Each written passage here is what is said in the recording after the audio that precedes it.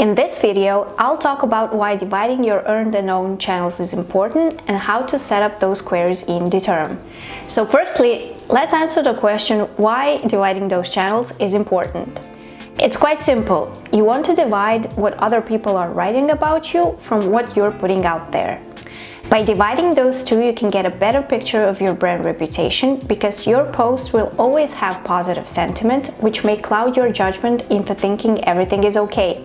That unrealistic picture is dangerous because you can likely overlook a brewing crisis or other issues. By dividing earned and owned channels, you won't have that problem and you can be sure you're receiving correct information. Now, let's move on to Determ so I can show you how to set up those queries. Okay, so let's create our first query. The first query we're going to create is going to be our owned query. So we'll go to Add New Query and then click on Specific Sources and get started.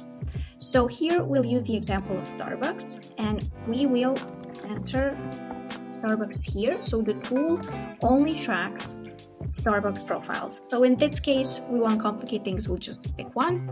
There are many others, and then we'll repeat the process for other social media networks or websites. So here we'll enter Starbucks again, and then the tool will search for the page. And then, like I said, you can do that for all the other social media platforms. The cool thing is that soon we'll have the option for the tool to suggest social media pages that you can put in your owned or earned queries. So let's click on Next, and we'll save query and we'll enter Starbucks owned. So this query will monitor only our own profiles, what we post on our social media networks. So now the tool is creating the query and is gathering all the information, and now it's done. And then we'll go to Add New Query to create our earned query. So here we'll enter Starbucks again, and then we'll click on Next. So in this case, since these are your earned queries, you want to exclude your owned profiles.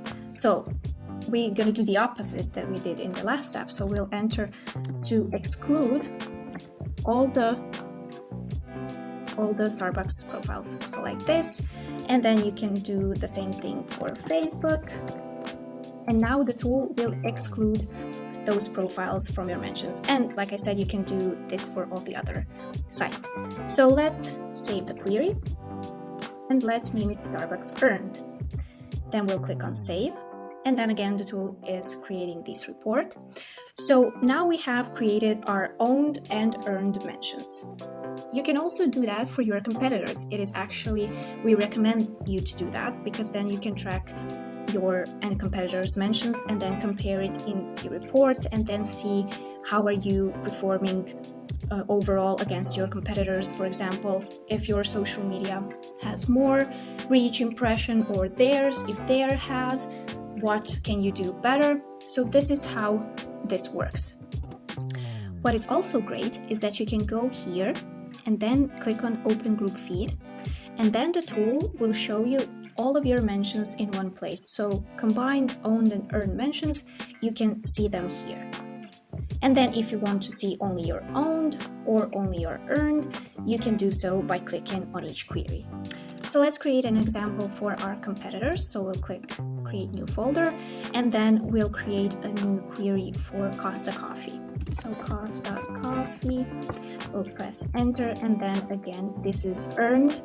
So we'll exclude all of the Costa Coffee social media profiles. Let's see, like this. And also, for example, for Facebook, Costa Coffee.